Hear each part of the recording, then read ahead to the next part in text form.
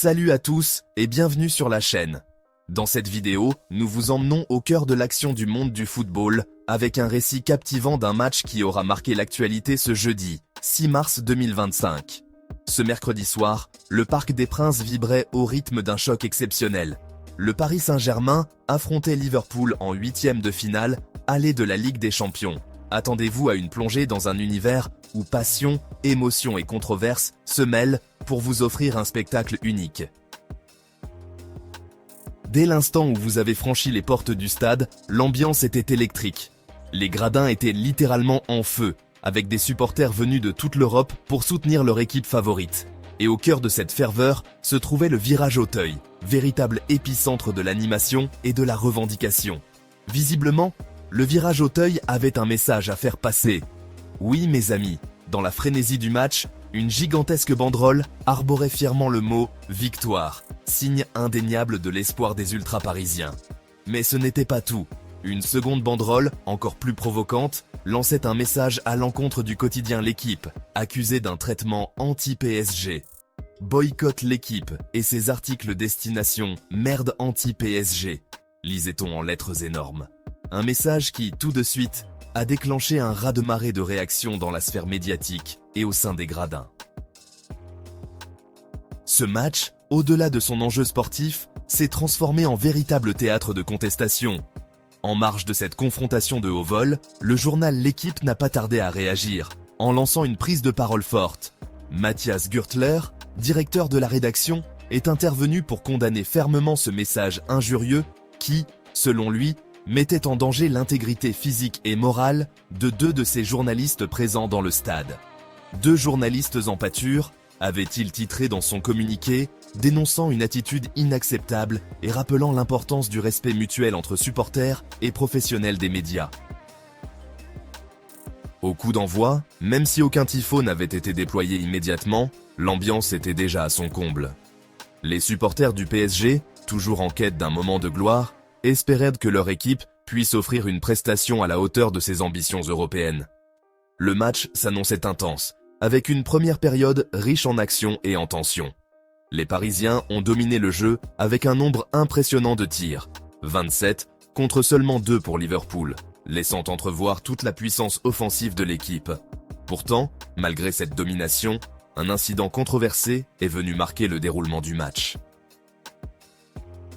En pleine première période, un fait de jeu a attiré tous les regards et provoqué de vives discussions parmi les commentateurs et les supporters. Bradley Barcola, l'ailier dynamique du PSG, se retrouvait en pleine course vers le but quand soudain, il a été bousculé dans le dos par Ibrahima Konaté, défenseur adverse, dans ce qui semblait être une charge de l'épaule, accompagnée d'un coup de bras.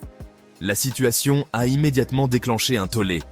Plusieurs observateurs ont estimé qu'il s'agissait d'une faute flagrante, digne d'un carton rouge. Certains, comme Rio Ferdinand, consultant sur TNT Sports, n'ont pas hésité à qualifier cette intervention de faute pure et simple, et se sont étonnés que la VAR n'ait pas détecté cette action, qui, selon eux, aurait pu coûter cher au PSG.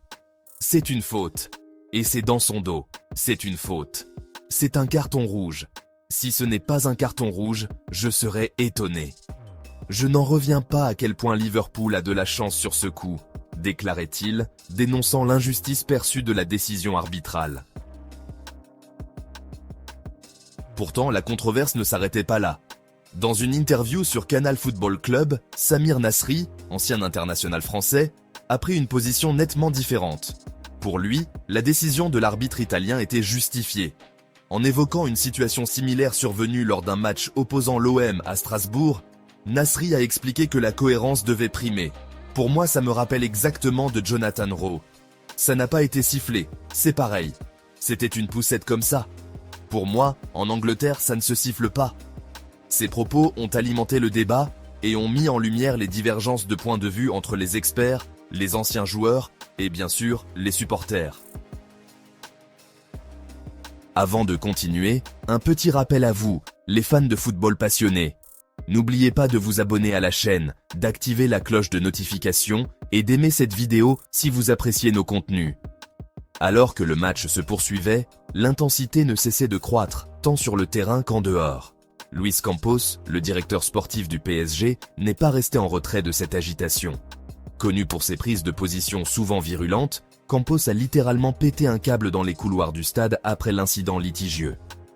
La frustration était palpable et ses exclamations ont résonné dans tout le vestiaire. Il ne s'agissait plus seulement d'un débat sur une décision arbitrale, mais bien d'un désaccord profond sur la manière dont certains éléments du jeu étaient interprétés et sanctionnés. Pour lui, la justice sportive devait être appliquée de manière exemplaire, sans laisser place à aucune tolérance envers ce qu'il percevait comme des dérives dans l'arbitrage. Du côté de Liverpool, l'atmosphère était tout aussi chargée. Arne Slot, l'entraîneur des Reds, ne pouvait ignorer les critiques incessantes concernant l'arbitrage du match. Dans une conférence de presse un peu tendue, il a exprimé son mécontentement en déclarant « La différence entre les Français et les Anglais, c'est que vous me parlez de temps et d'arbitrage. Je n'ai pas l'impression que l'arbitrage a été en notre faveur. Penalty, c'est très difficile pour les arbitres. » Ces propos, teintés de frustration, illustrent bien l'ampleur de la polémique autour de cette rencontre. Liverpool, malgré un match où l'on aurait pu assister à une sanction exemplaire pour une faute évidente, est reparti avec un score de 0-1, une défaite qui laisse un goût amer et qui promet des retours musclés pour le match retour. Cette confrontation, qui devait être une démonstration de la suprématie des deux géants européens, s'est transformée en une véritable joute d'arguments et de passion. Le Parc des Princes, habituellement le temple de la fête parisienne, a vu défiler sur ses gradins des affiches et des banderoles qui allaient bien au-delà d'un simple soutien à l'équipe. La banderole affichant « Boycott l'équipe » et ses articles destination merde anti-PSG est rapidement devenue le symbole d'une contestation plus large, celle d'un traitement médiatique jugé partial et injuste par une partie des supporters. Cette manifestation visait clairement à dénoncer une supposée tendance du quotidien sportif à décrédibiliser le club parisien et à mettre en lumière un fossé de perception entre les médias et la réalité vécue par les fans sur le terrain. Le journal L'Équipe, de son côté, n'a pas tardé à riposter. Matthias Gürtler, dans un communiqué particulièrement incisif, a condamné la banderole, affirmant qu'elle mettait en danger non seulement l'image du journal, mais aussi l'intégrité de ses journalistes.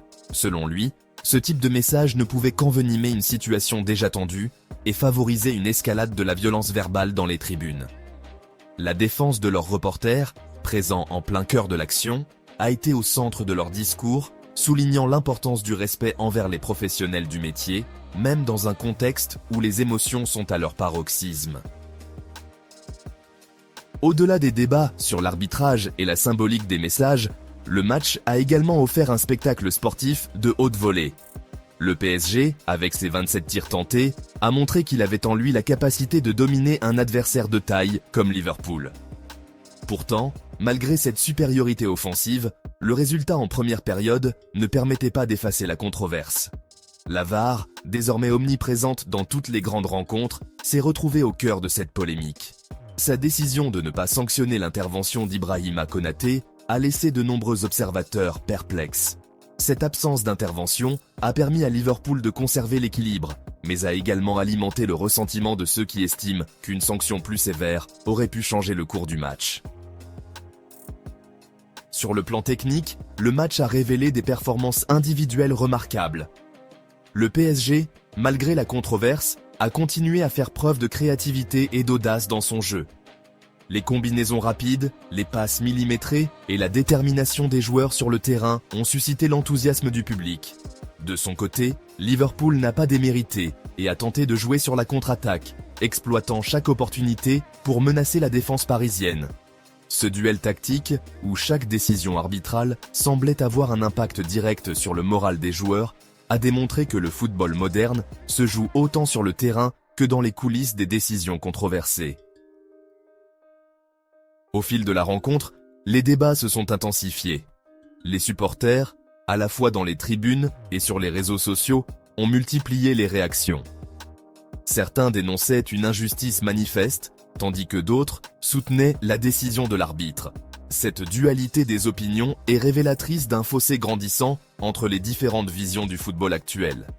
Les ultra-parisiens, par exemple, n'hésitent pas à brandir leur message en dénonçant ce qu'ils perçoivent comme une attaque systématique contre leur club par certains médias.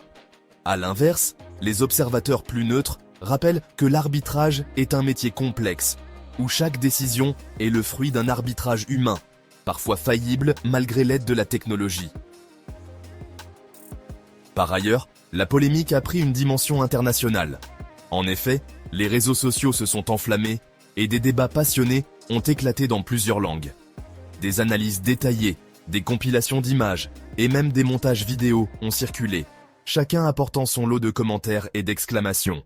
Le football, ce sport qui unit tant de passionnés à travers le monde, a une fois de plus démontré qu'il est capable de transcender les frontières et de faire vibrer des millions de cœurs. Ce match PSG-Liverpool restera dans les annales non seulement pour son enjeu sportif, mais aussi pour la façon dont il a mis en lumière les tensions entre les supporters, les médias et les instances arbitrales. Alors que le coup de sifflet final retentissait et que le score de 1-0 se confirmait, les esprits restaient divisés.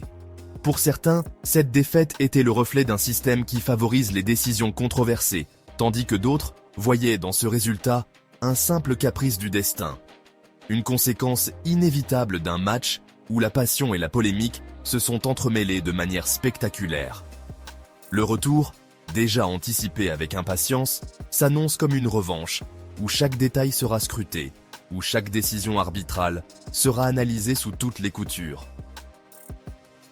Quoi qu'il en soit, une chose est sûre, ce match nous rappelle que le football reste un sport d'émotions intenses, où chaque instant peut devenir historique, et où la passion des supporters est aussi essentielle que la performance sur le terrain. Le Parc des Princes, témoin de cette confrontation épique, nous aura offert un spectacle à la hauteur des enjeux européens, mêlant habilement sport, polémique et revendication.